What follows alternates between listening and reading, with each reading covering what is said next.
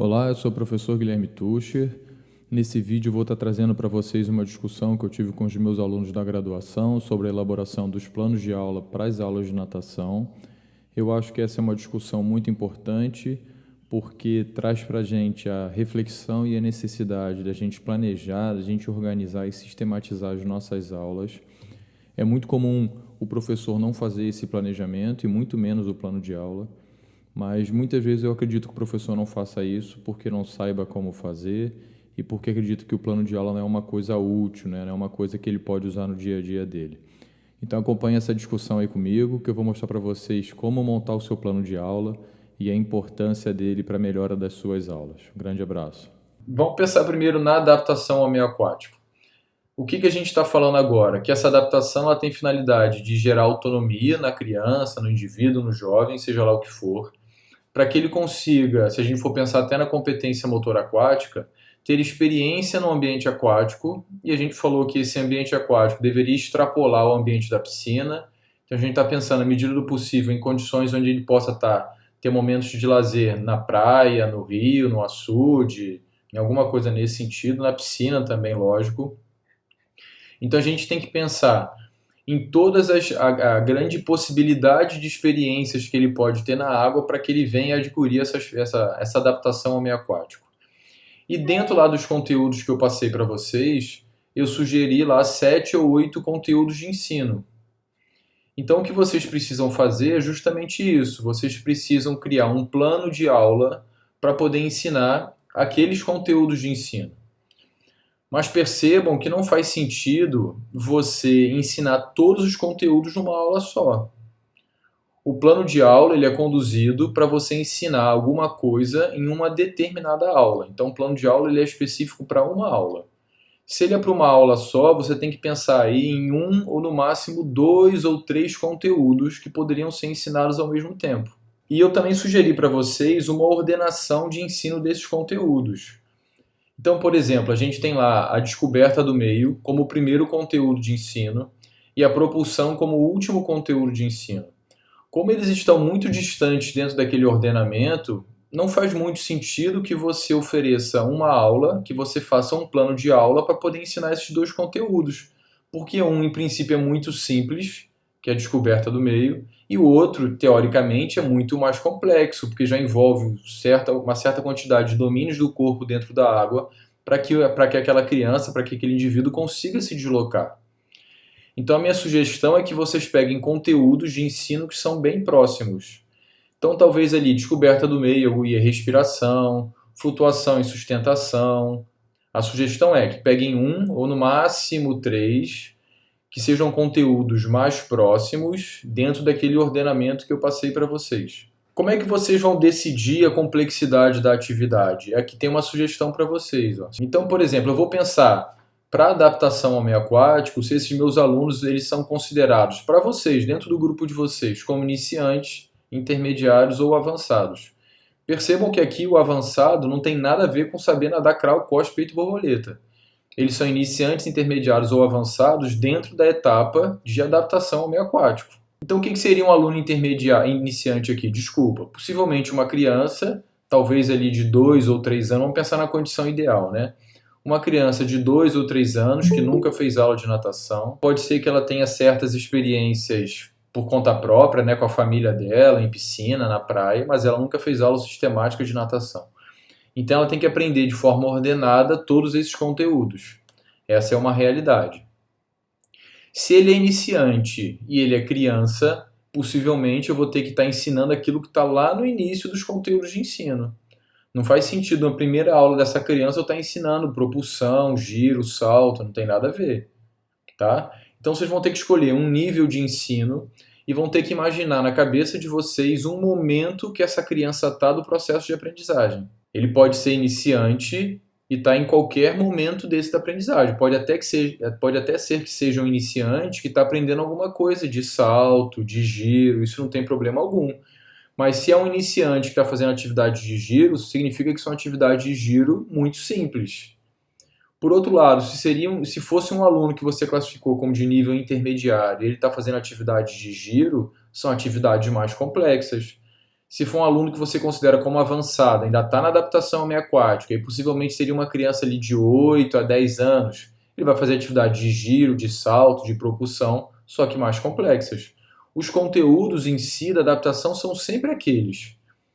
Vocês podem até pegar emprestados, como eu sugeri no material de vocês, alguma coisa lá da prevenção de afogamentos, como conteúdos de ensino também. E vocês então vão, pela experiência de vocês, da própria disciplina, isso aí não tem problema, vocês vão dosar o quanto que aquela atividade ela é para um iniciante, para um intermediário e para um avançado. Então aqui, primeira coisa, vocês têm que decidir esse nível de ensino. Depois a turma, aí vocês vão colocar qualquer coisa aqui. Pode colocar turma 1, turma 2, pode colocar peixinho, tubarão. A data, vamos estipular uma data hipotética aí também, já que vocês não vão aplicar esse plano de aula. Então coloquem qualquer data.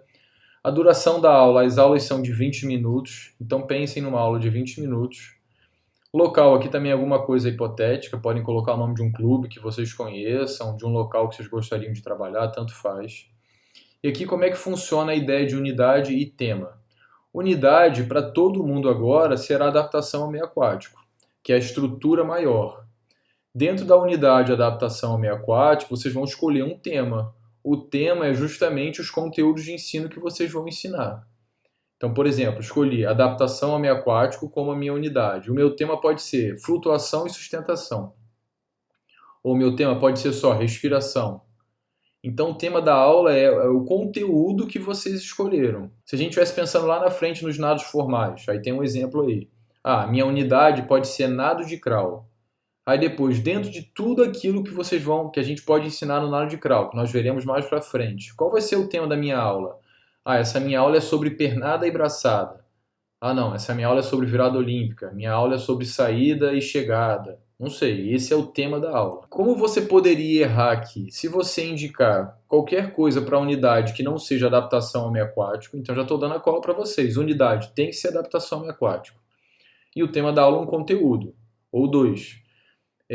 Como é que vai estar errado aqui? Se você escolher conteúdos que são muito distantes dentro daquele ordenamento que eu passei para vocês. Fora isso, isso aqui vai estar correto, não tem como estar errado. Legal, vamos aqui para os objetivos, que é a parte mais difícil. O que a gente tem que pensar nos objetivos, pessoal?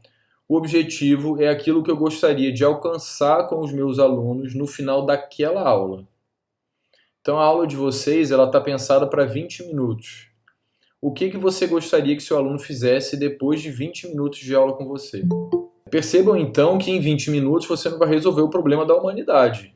Então, quando você estiver pensando nos seus objetivos procedimental, conceitual e atitudinal, você tem que ser muito específico e preciso. E outra coisa, você não vai conseguir em uma aula só ensinar tudo que você poderia ensinar de respiração, de flutuação, de sustentação, de salto ou de giro, não tem como.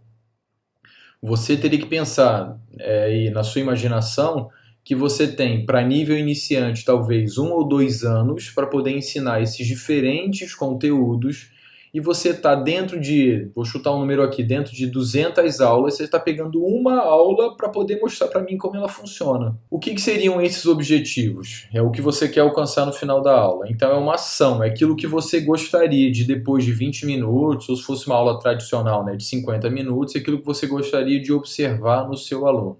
Então você tem que iniciar a apresentação dos objetivos utilizando um verbo no infinitivo, tá bom? Isso aí é importante de vocês terem atenção. O que diferencia esses 3 níveis de objetivos? Os objetivos procedimentais são aqueles que tradicionalmente a educação física dá muita importância.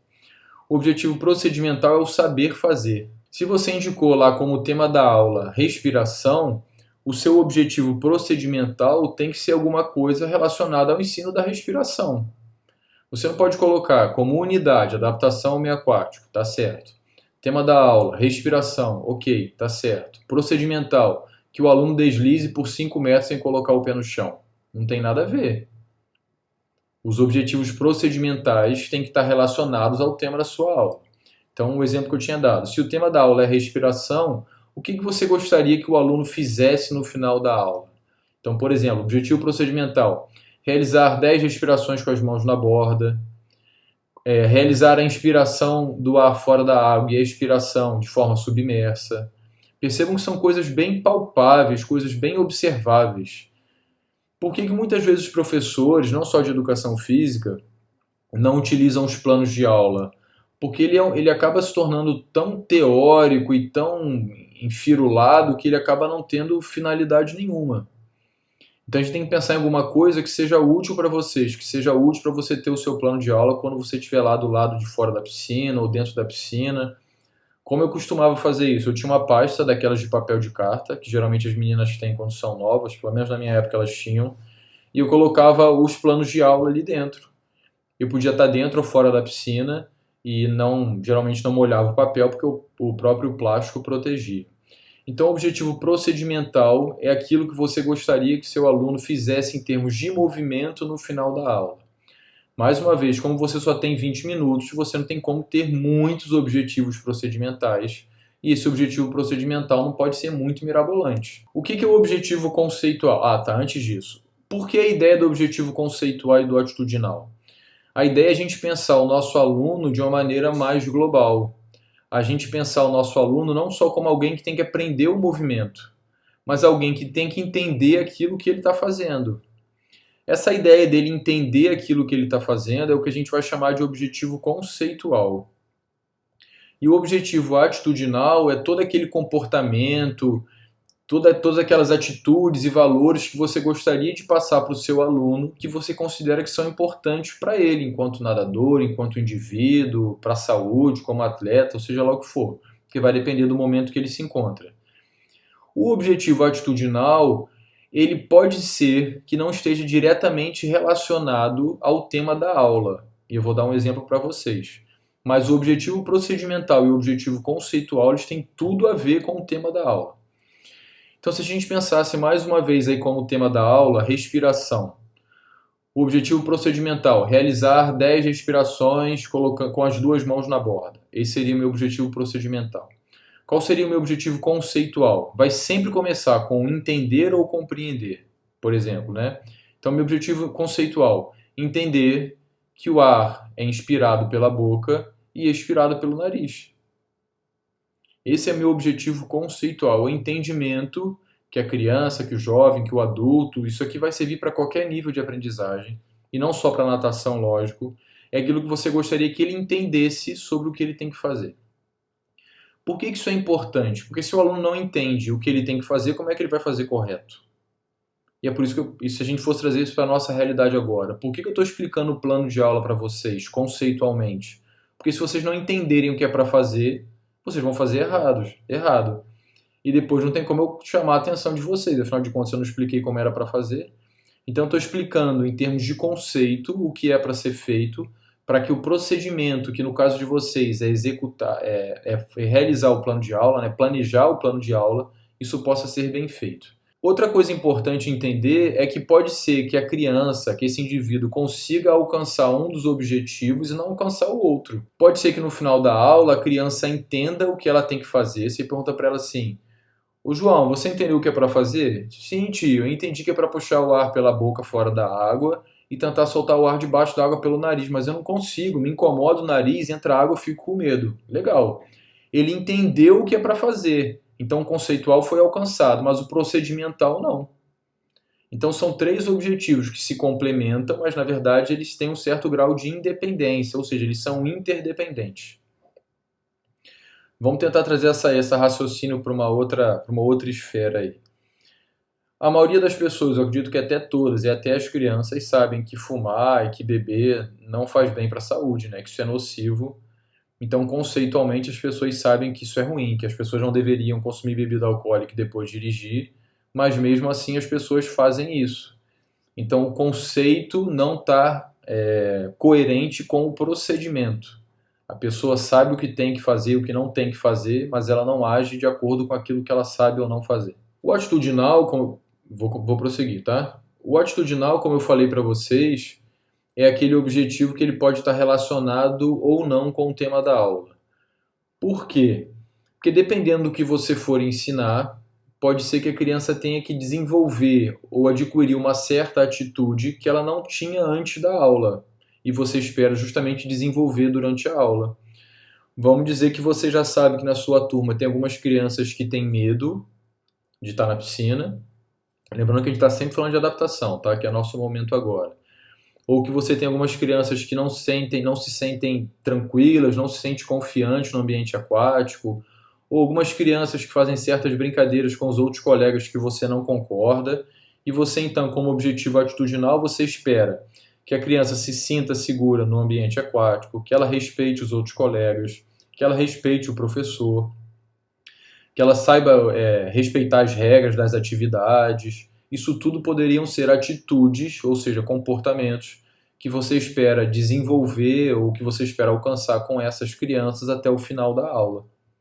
Que ela confie no professor, vamos dizer que sejam crianças mais novas, como eu falei, de 2 ou 3 anos. São as primeiras aulas dessas crianças, elas não conhecem o professor, então elas têm medo, receio de fazer algumas atividades. E você então gostaria que até o final da aula, ou que isso fosse o máximo possível, que elas confiassem no professor. Esses são as propostas e objetivos atitudinais. Tradicionalmente, que é uma outra coisa errada também, o professor nem pensa no objetivo, ele só pensa nas atividades. Só que, na verdade, as atividades elas são como se fosse o caminho que você vai utilizar para poder justamente alcançar os objetivos. Então, a ordem de raciocínio é sempre objetivos e depois as atividades. E não atividades, eu acho essa atividade legal, vou ver para que ela serve. A ideia não é essa. A ideia é onde eu quero chegar. Imagina que você está perdido na cidade, né? Você está num determinado local e você quer chegar em outro local. Se você não sabe para onde você quer chegar, você vai acabar se perdendo. E é o que acontece, infelizmente, na maioria das aulas de natação. Então, o professor tem que saber onde que ele quer chegar no final daquela aula e, se fosse o caso, no final daquela etapa. Pode ser de 6 meses, de 1 ano, de 2 anos, de 10 anos, seja lá o que for. Então, pensei nos objetivos. Se eu tenho, por exemplo, uma atividade, um objetivo atitudinal, que é respeitar as limitações dos colegas, respeitar as orientações do professor, incentivar, saber lidar de forma, saber trabalhar em equipe, isso tudo poderia ser objetivo atitudinal. Se esses são meus objetivos atitudinais, eu preciso propor necessariamente atividades que provoquem essa situação. Se eu quero que os alunos saibam, se eu quero que os alunos se respeitem e eles saibam trabalhar em grupo, e eu não proponho nenhuma atividade nesse sentido, as atividades estão erradas. Você quer chegar num local e está dando a orientação para o cara chegar em outro, que não tem nada a ver. Então, primeiro eu penso nos objetivos. Antes da gente falar das atividades, vamos pensar aqui no método. O método é o caminho que você vai utilizar para chegar a algum lugar. É o exemplo que eu dei anteriormente. Existem alguns métodos que são mais centrados no professor e existem alguns métodos que são mais centrados no aluno. Então, quais são os métodos mais centrados no professor? São o método por comando, que é aquele método muito tradicional na educação física, que derivou principalmente da maneira de instrução dos militares, que é o professor passa a orientação, passa a atividade, e teoricamente todo mundo faz no mesmo ritmo, da mesma maneira, com a mesma intensidade. Não é um método ruim, tá certo? A intenção não é falar que é um método ruim só porque é centrado no professor. Ele é muito útil quando você tem uma turma muito grande, e o professor tem que tomar conta de todo mundo. Imagina na piscina, né, que é um local perigoso, você tem lá 20 crianças, sei lá, o gestor te impôs essa condição. Se você não utilizar um método que seja mais focado na organização da aula, pode ser que você fique perdido, pode ser que a aula fique uma bagunça. Então, o método por comando ele é interessante. Um outro método mais centrado no professor, por exemplo, é o método por tarefas. A diferença dele para o método por comando é que cada aluno pode fazer no seu ritmo. Então você passa como se fosse um circuito, vamos pensar nesse exemplo, aí você vai explicar o que tem que ser feito em cada uma das etapas e cada uma das pessoas vai fazer no seu ritmo. Vamos pensar que você vai determinar isso por tempo. Em 30 segundos, algumas crianças vão conseguir fazer mais do que outras, e isso não significa que ela está melhor ou está pior, cada uma fez dentro das suas condições. Então são 2 exemplos aí de métodos centrados no professor. E tem uns métodos que são totalmente lá centrados no aluno, ou que são muito focados no aluno. Talvez os mais conhecidos aí sejam a descoberta orientada e a solução de problemas. Qual é a diferença entre eles dois? E eles são muito úteis na adaptação ao meio aquático. A descoberta orientada, você levanta um problema, né, uma questão-problema, que pode ser motora, pode ser cognitiva ou pode ser de atitude, que é o que a gente está pensando em objetivo. e as crianças vão se organizar em grupos ou individualmente para poder solucionar esse problema. Quando eles estiverem tentando solucionar esse problema, como o nome é descoberta orientada, o professor vai estar orientando, dando dicas, dando sugestões de como chegar no resultado, né, na melhor maneira de resolver esse problema. Pode ser que exista uma única maneira, ou pode ser que existam diversas maneiras e o professor vai estar orientando nesses dois casos. A solução de problemas é muito parecida, mas não tem a intervenção do professor, não tem a ajuda do professor. Você passa uma tarefa para os alunos: ó, eu espalhei 10 materiais no fundo da piscina, eu quero que vocês, da maneira que vocês conseguirem, peguem só os materiais que são da cor azul. Como, tio? Eu posso ir batendo perna? Da maneira que você quiser. Você tem que usar a prancha e eu quero que você pegue 10 materiais azuis. Como eles vão fazer isso? Não interessa, não tem certo ou errado. Esse que é o bacana da adaptação ao meio aquático. Eles vão gerar experiência a partir da necessidade das atividades que você sugere aos alunos. Então, aí na parte de métodos, vocês vão indicar os métodos que vocês vão utilizar. Não precisa ter só um método, você pode colocar 2 ou 3 métodos, não tem problema. Você pode conduzir uma atividade de maneira mais diretiva, que é o método por comando, e você pode conduzir uma atividade de maneira mais livre para o aluno experimentar a água da maneira que ele achar melhor. Ah, professor, se vamos dizer que vocês fossem aplicar o plano de aula. Aplicou o plano de aula e a Bruna lá no meio da aplicação do plano de aula, ela fez alguma modificação. Tá ruim? Tá errado? Lógico que não, porque o plano de aula ele não é engessado. Ele é um mapa que você vai seguir para tentar acertar e errar menos. Pode ser que no meio do caminho você tenha que fazer adaptações, e essa que é a ideia do plano de aula. Você estava trafegando lá numa estrada qualquer, aconteceu um acidente, você não consegue mais passar ali.